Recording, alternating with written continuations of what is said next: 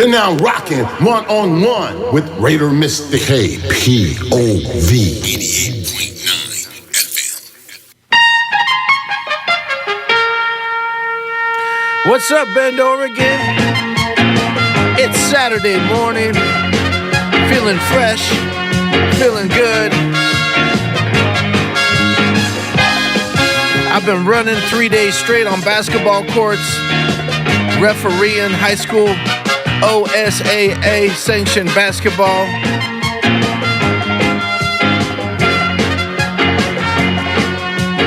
We just got done here in Bend, Oregon at Summit High School and at Bend High School with the Oregon Holiday Hoop Fest. Lots of basketball, lots of high school basketball. And I guess it's been a tradition here in the area. The 28th, the 29th, and the 30th in Oregon. 3-day tournaments all over the place. I'm going to break it off here. I'm going to let the Portland Trailblazers kick you an old school jam called Rip City Rhapsody. Going back to the 80s. Jerome Kersey in the studio. Rip City, Rip City, Portland, Oregon, USA. Rip City, we're the Blazers and we love to play.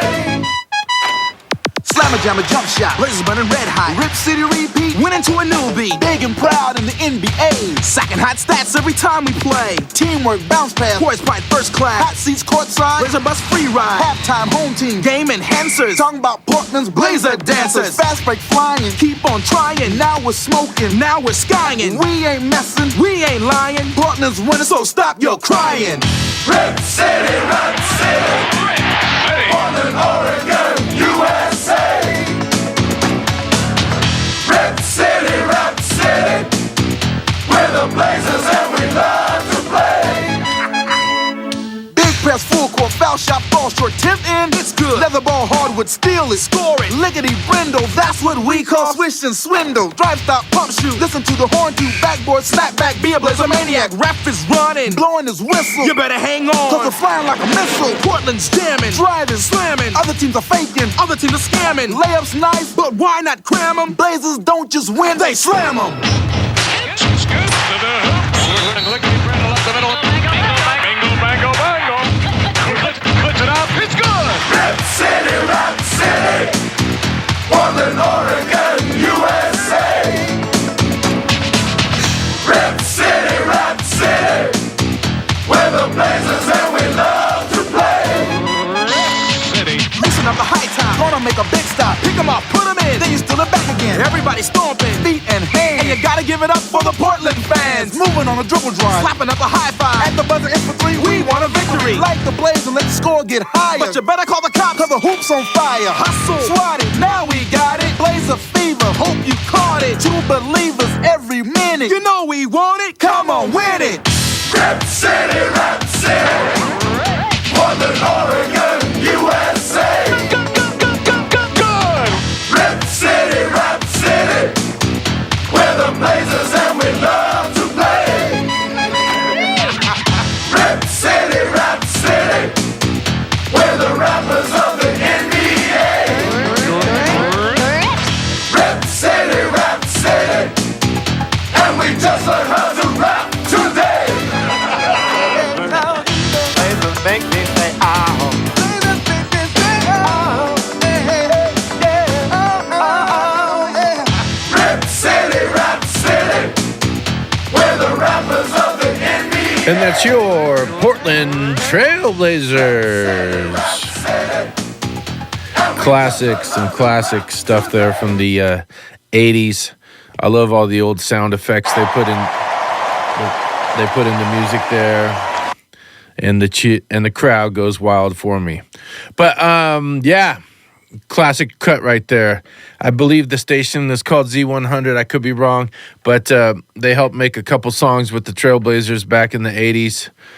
Bust a Bucket is another one that I play sometimes on my pregame here and knew a few people at that station that actually helped produce those tracks way back in the day. I believe he owned a music store here in Bend called Boomtown also, Mark Capps. And yeah, a lot of different basketball and Oregon history always going on. So let's get into some sports news. A lot of Oregon Ducks fans were happy this week with the Oregon Ducks beating North Carolina 28-27 in the Holiday Bowl. I did not have an opportunity to catch any of that because I was in the gym, but Oregon won in the final drive with 19 seconds left. So that was a big, exciting moment, I'm sure, for all the Duck fans out there. So what? We had Oregon State and Oregon both ending their seasons with awesome bowl wins. So congratulations, Ducks.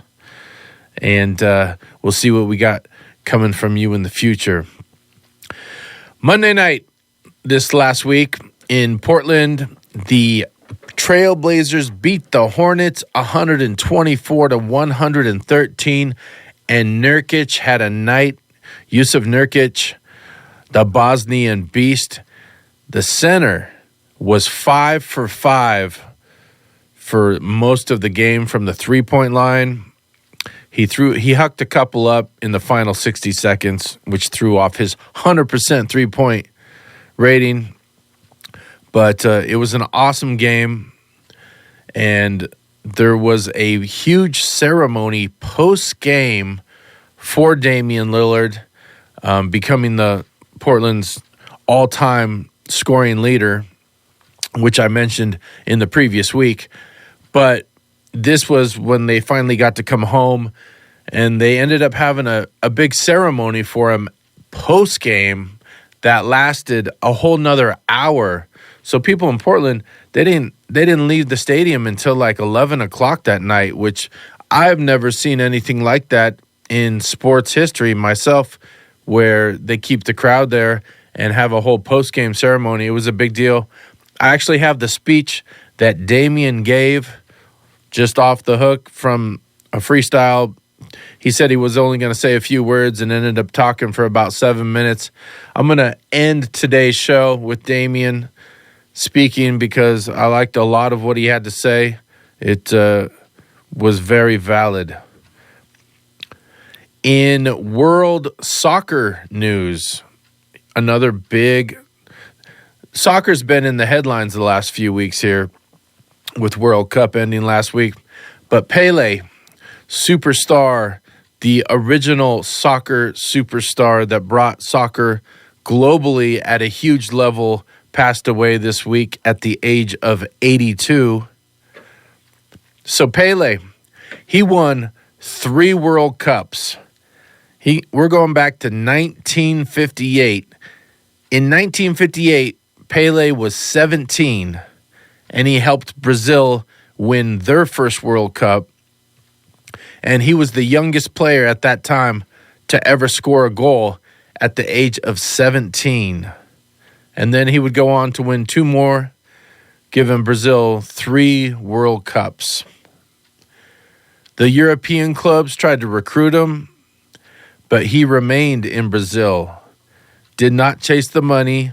He stayed loyal to the soil, and he played for 19 years in Brazil.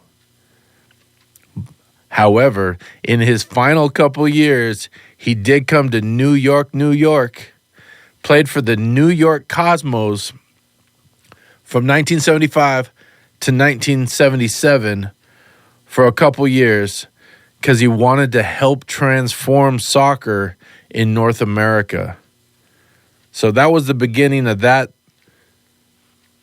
long time ago, and it's taken a while, but soccer is still steady on the rise up here in North America. United States keeps picking up. I know that the Portland Timbers games are off the hook. It's a wild crowd. A lot of drumming and chanting, bringing in that real European soccer vibe that they got going on over there. Pele at the time, too, was also the richest world athlete of his time. So rest in peace, Pele. He's a happy guy. You can watch interviews with him. Real good dude. Real good dude. One other major soccer story this week, Cristiano Ronaldo surprisingly left his squad of Man United and joined Al Nassr in Saudi Arabia in a contract paying him $200 million a year.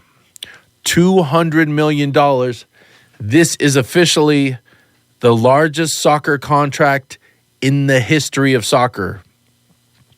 And I know there's a little bad blood in this deal, but that's the facts. Cristiano Ronaldo playing in Saudi Arabia for $200 million a year. Now I'd like to transfer over to this Oregon Holiday Hoop Fest that I had the pleasure of sitting in the gyms and running in the gyms for. If you don't know, I'm also a referee and did about 6 games, I believe. So Oregon Holiday Hoop Fest is a 3-day tournament here in Bend. It was hosted by Summit High School and Bend High School on the 28th, the 29th, and the 30th. There were 2 different brackets at the varsity level with 2 different championship games. JV was also there. Freshmen were also there. This was only boys, this tournament. And the girls had tournaments going on also that were not in the area. There was a big one in Portland. I know the Mountain View girls were a part of. Mountain View girls went 2-1 on that. And it was hosted by 4 different high schools in Portland. There was also, I believe, a 3-day one over in Corvallis. It's a tradition here in Oregon now that there's 3-day high school tournaments post-Christmas for those 3 days, the 28th, the 29th, and the 30th. And all the teams playing all of them.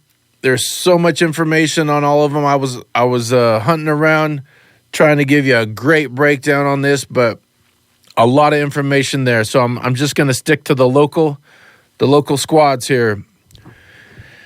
And in the championship game here, it was in the Mountain Division. It was Mountain View High School and Roseburg.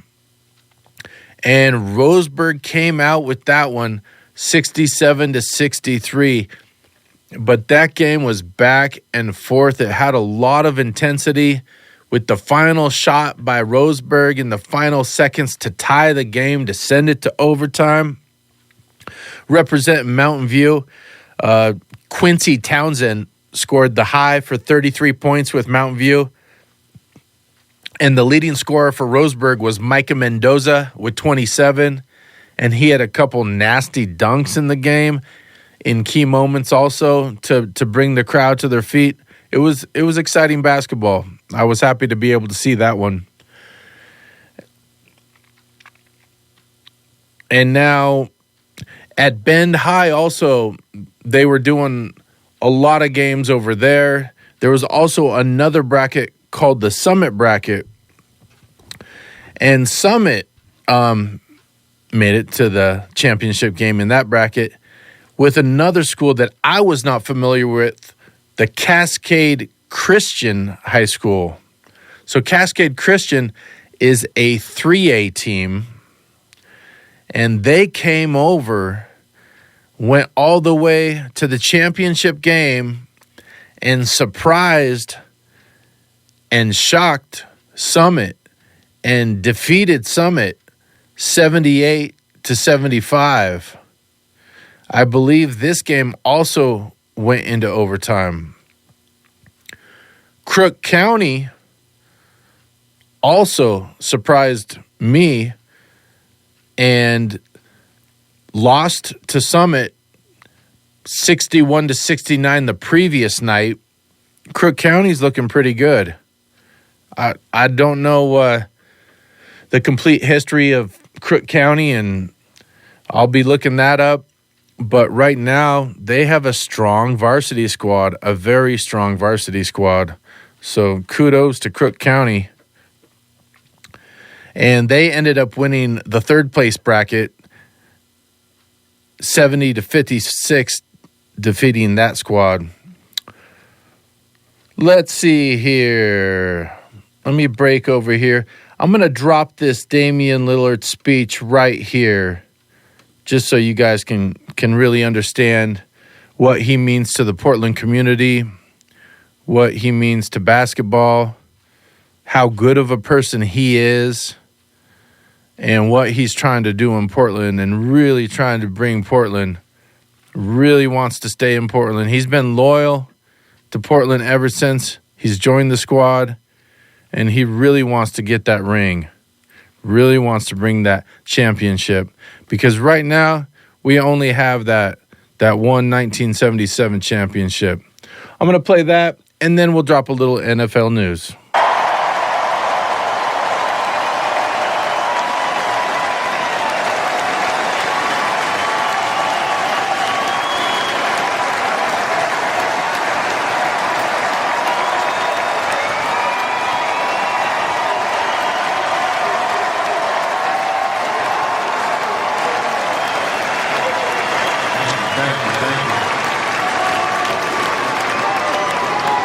This is what it looked like for me at home every day, trying to keep track of these kids. I mean, I don't really have a lot to say. Stop.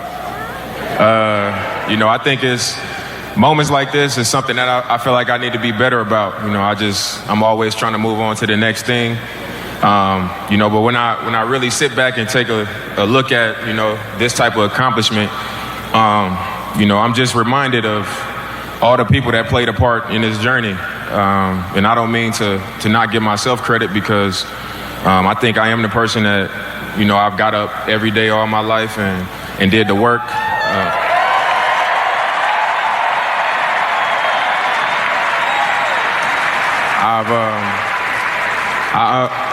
I think I'm somebody who has mastered just looking in the mirror.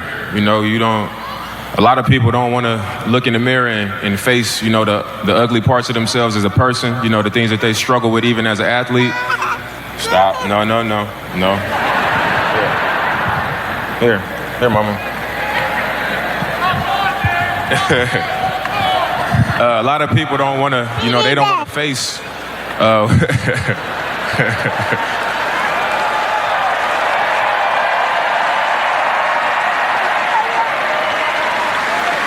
Hey, bro, Damian. A lot of people don't want to face, what they see in the mirror.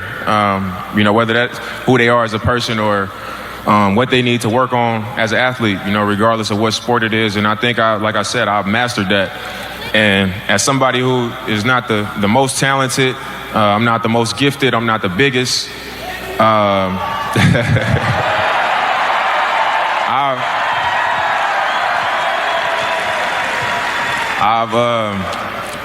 I've managed to get, every bit of what's in there out of what I have been given just through the work.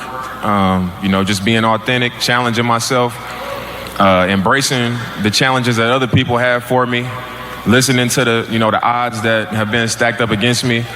And that's the work that I've done, to allow this type of thing to happen. But it's a lot of people that I've come across in this journey that made it all possible. A lot of my trainers, my coaches, teachers in high school and college that really challenged me, and I was being lazy and not really applying myself. Even in college when my family was going through a tough time, I had professors that, they saw potential in me as a man and not just as an athlete, and they challenged me in every area. And I think that's something that has shaped me into the man that I am now. And it's why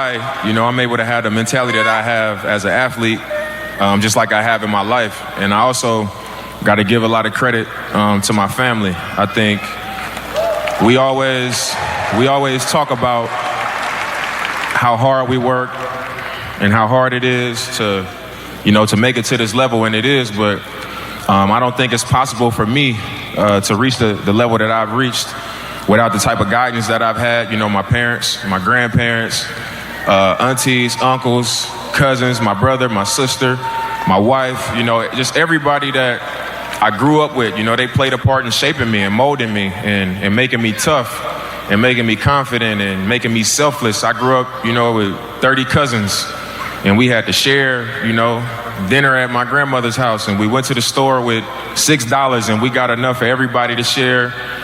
You go to the park, it's us against everybody. So I come from a background of being unselfish, looking out for people, working hard, not being afraid of things, not being afraid to fail, and, putting your best foot forward and living with whatever comes with that. So I think all of those things,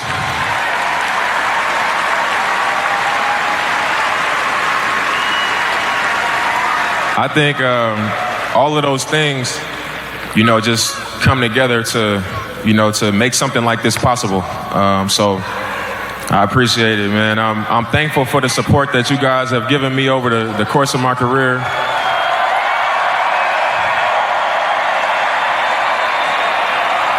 It's when you play for a great organization with great people, since I got here, they've embraced who I am as a person, supported everything that I do off the floor. Even when I started doing music, they wasn't like, oh man, this dude rapping. They was like, they posting it on social media. So I couldn't be more thankful to the organization, to the city of Portland, to all the fans. This is home for me now. And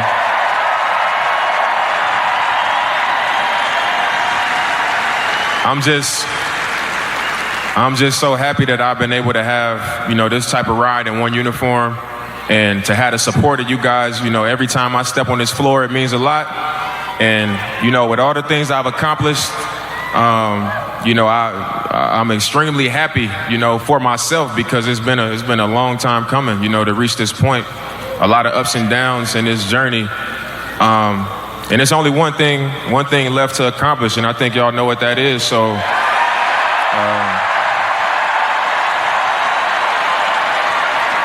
hopefully,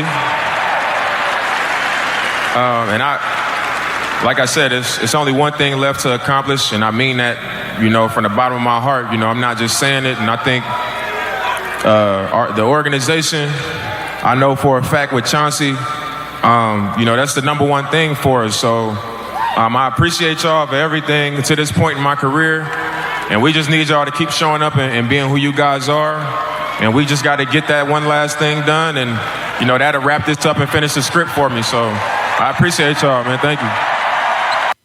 Dame Dollar, Damian Lillard, my guy. The letter 0 for Oakland, where he originally grew up. But yeah, awesome athlete, man. Love to have him being a role model for the kids, doing sports, doing positive things in Portland all the time for the community. Whether it comes to bringing a semi full of shoes and giving them out at a park, all nice shoes too, like some cool basketball shoes for the kids. A lot of different positive things. Would love to see that go all the way. So I'm going to break it off over into some NFL news, man. There was some shocking news from my diehard Raider lovers out there. Derek Carr, he's been with the team for a long time, been giving his heart and everything for the team. The word was official that the head coach decided to bench him for the final 2 games, which can lead to lots of speculation that most likely he might not be a Raider anymore. Kind of surprised a lot of people in the NFL. I know I was kind of definitely shocked, and it makes you reflect on a lot of different parts of the whole business.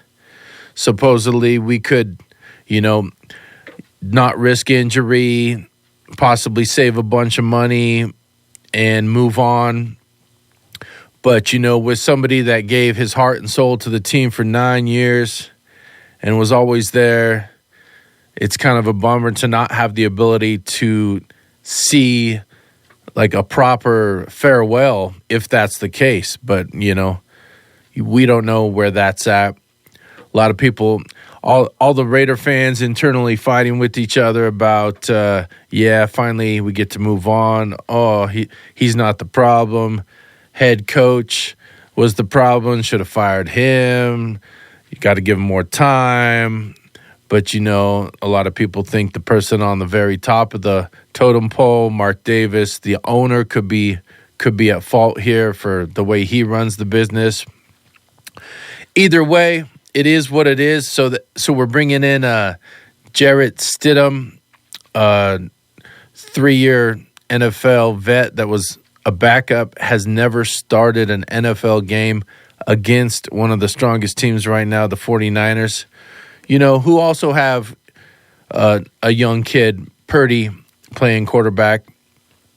So we'll see how that all rolls out here. That's a big weekend in Las Vegas. For the people in Las Vegas, you are going to have a lot of fun. They got Too Short and Ice Cube performing at halftime. And I know that both of them are also performing on New Year's Eve in the city. So Las Vegas is going to be packed full of mayhem anyways. But also it's going to be full of 49er fans and Raider fans. That's a dangerous combination, so watch out there in Vegas. So we're looking at the AFC and the NFC standings here. My Super Bowl prediction was that the Bills could take the whole thing, and Bills are standing at number 1. You got the Chiefs coming in at number 2 there at 12-3.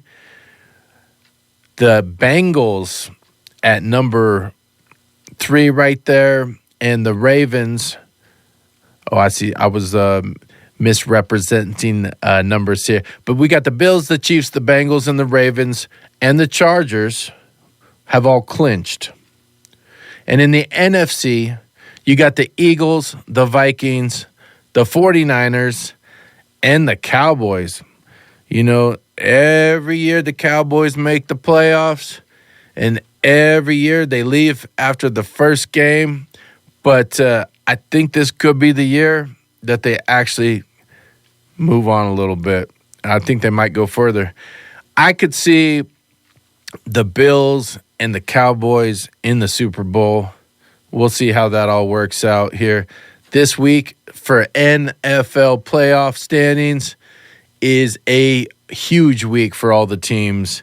There's going to be a lot of makes and a lot of breaks, and we're going to find out a lot more after this weekend's done. Miami Dolphins, they still don't know who's going to be the starter quarterback. I believe Tua's in concussion protocol still, but we'll find that out here shortly. On the bubble, we got the Patriots, Jets, Steelers, Titans, and Raiders have not been mathematically ruled out, but that would be insane if they were to make it. That's in the AFC. In the NFC, you got the Seahawks still have a chance. So you Seattle fans up here in the Northwest, you're looking okay. You're sitting at 7-8 right there at the top of the bubble. Then the Lions have made a comeback. We got the Packers. Aaron Rodgers really going for it again. If you don't know, funny story, I actually am not going to get into it because I only got 30 seconds left. So I want to wish everybody a really happy new year and make sure to do good for people. Our club here in Bend, Oregon, we got 6 adopted highways. Maybe it's time that you start your own club and go out and adopt a highway, clean up some trash, feed people at the Bethlehem Inn, and do some positive things for your community. All right, y'all. Happy New Year, and I'll see you in 2023.